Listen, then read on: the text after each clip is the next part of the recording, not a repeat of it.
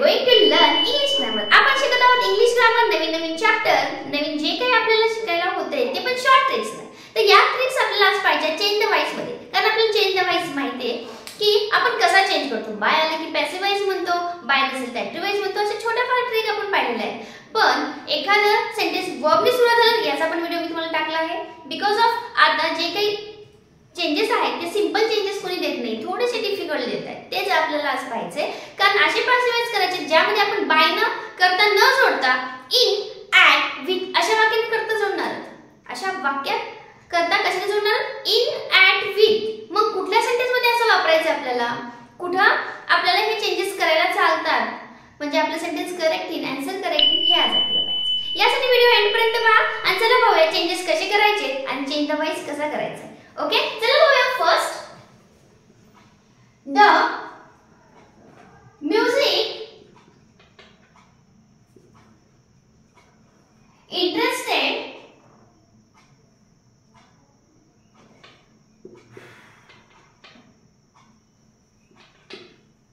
the music interested me.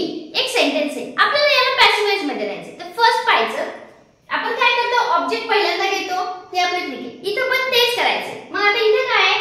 मी. मग मीच इथं काय होईल एक विचार करायचा. मग आपण जर आय असेल तर आता त्याला इकडे काय घेतो? मी घेतो. शी असेल तर हर घेतो. ओके, हेच पाहिलं. इथे मी आहे तर आपल्याला ऑब्जेक्ट मीला मी नाही घ्यायला लागतं. मला त्याला थोडं चेंज करायचं. म्हणजे मी असेल तर आय घेतो, आय असेल तर मी घेतो. मग मी असेल तर आय घ्यायला काय हरकत नाही. मग काय घ्यायचं? आय. Okay, I. परत वर्ब कुठे पहा? Verb interested.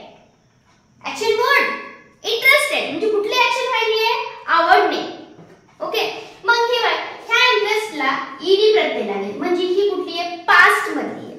ओके, मग आय वॉज घेणार. काय घेणार? I was. आता आपल्याला माहिती आहे पॅसिव्ह व्हॉइस मध्ये आपण नेहमी V3 फॉर्मच वापरतो, वर्ब इन थर्ड फॉर्मच वापरतो. मग इथं I was interested. I was interested. आता बाय द म्युझिक करायचं का? नाही. आता काय म्हणायचे? आपल्याला इंटरेस्ट आहे कशात आहे? म्युझिक मध्ये. म्हणून इथं वापरायचं in the music. In the music. Changes कसे झाले? आपण ऑब्जेक्टच घेतला पण चेंज केलंय का? मीन वाक्याची सुरुवात होते का? नाही. आयचं मी घेतो म्हणून आपण मीच्या जागी आय वापरू शकतो. ओके, मग वॉज का वापरलं? बिकॉज ऑफ वर्ब आहे. इथे वर्ब आहे पण हा कसला आहे? पास्ट मधला आहे, ईडी आहे. याच्यानंतर हा पास्ट टेन्स आहे म्हणून मी इथे वॉज वापरलं. ओके, देन आपल्याला कधी पण पॅसिव्ह व्हॉइस मध्ये आपण काय करतो? V3 फॉर्मच वापरतो. म्हणून इथं ईडी वॉज वापरलं तरी पण मी इथलं ईडी काढणार, इंटरेस्टेडच केलं. आणि बाय न करता न जोडता काय केले मी? In. Why? Because of interest in the music. Next घेऊया सेंटेन्स. सेंटेन्स घेऊया. That news surprise her. That news surprise her. म्हणजे तिला काय झालेलं आहे? ह्या न्यूजने किंवा त्या न्यूजने ती सरप्राइज झालेली असं झालेलं आहे. आता याला आपल्याला पॅसिव्ह व्हॉइस मध्ये कसं राहायचं बघूया. आता that news surprise her आले.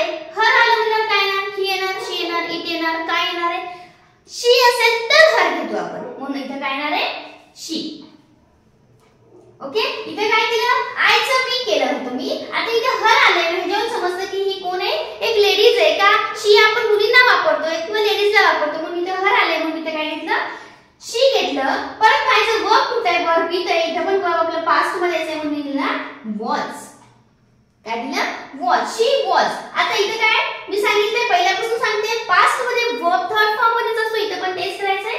He was surprise. He was surprised. आता काय? In the news होणार का? मी काय सांगितलं? in वापरायचं आपल्याला, at वापरायचे. मग in होणार का? इथे इंटरेस्ट होता म्हणून मी in वापरलं. पण इथे काय आहे? कशा बद्दल ती होणार आहे सरप्राइज? न्यूज मुळे सरप्राइज होणार आहे. म्हणून इथे लिहायचं at that. इथे that आहे म्हणून घेतलं मी. at चा वर्ड जोडलाय मी. at that news.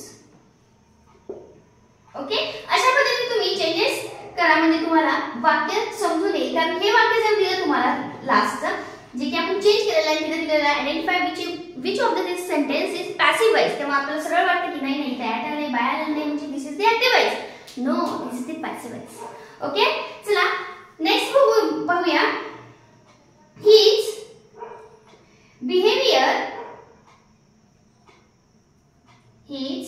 behavior satisfied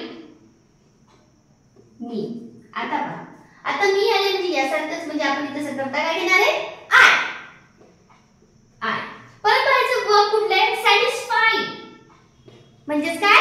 was. आपण काय घेणार? हेल्पिंग वर्ब घेणार आपण was. I was satisfied.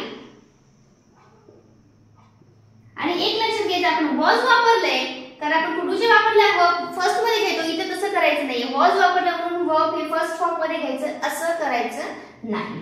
I was satisfied. आता काय वापरायचं? सॅटिस्फाईड इन हिज बिहेवियर होते का? तिच्या बिहेवियर मध्ये असं म्हणू शकतो का? ऍट म्हणू शकतो का? नाही. म्हणून इथे लिहायचं विथ हिज बिहेवियर.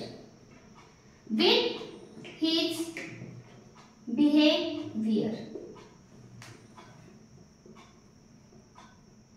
ओके, अशा पद्धतीने तुम्ही याच्यामध्ये चेंजेस करू शकता. पण पहा आपण वाक्य कसे घेतलेत आणि चेंजेस कसे व्हायलेत. Be careful about that. Okay, अजून आपल्याला सेंटेन्स घ्यायचे ना. अशा पद्धतीने वाटत असेल तुम्हाला की हो असे माझे वाक्य पाहिलेले नाहीये तर सो स्क्रीनशॉट घ्या. परत तुम्हाला हे पाहायला भेटतील. अशा पद्धतीचे वाक्य कुठे दिसले तर याचा उपयोग तुम्हाला तिथं होईल चेंजेस करताना, की कुठला टूल वापरलाय, कसले आपण कसे चेंजेस केलेत वन बाय वन. अजून एक घेऊया आपण सेंटेन्स थोडंसं वेगळं असणार आहे. पहा इथे इनचं पण घेतलंय मी, ऍट कुठे वापरलं हे घेतलं आणि विथ कसं वापरलं याचं पण सेंटेन्स मी तुम्हाला घेतलेलं आहे.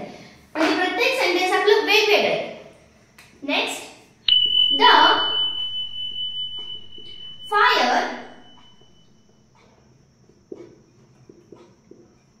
caught the house. आता काय करायचं? मगाशी हर आलतं, मी आलतं, त्याला केलं. आता इथं हर नाही, मी नाही, मग काय करायचं? No problem, object is there. मगाशी ते ऑब्जेक्ट होते म्हणून आपण त्यात चेंजेस करून घ्यायचे. तर हा हेच करायचं. The house. आता पाहायचं, आता इथे इडी प्रत्यय नाहीये, मग वर्ब बघा कुठल्या फॉर्म मध्ये? कॉट आलंय म्हणजे व्ही3 फॉर्म मध्ये आहे म्हणून इथे पण काय येणार आहे? वॉज. काय येणार? वॉज. आणि कॉटला पण ऍडजेक्टिव्ह घेऊन टाका.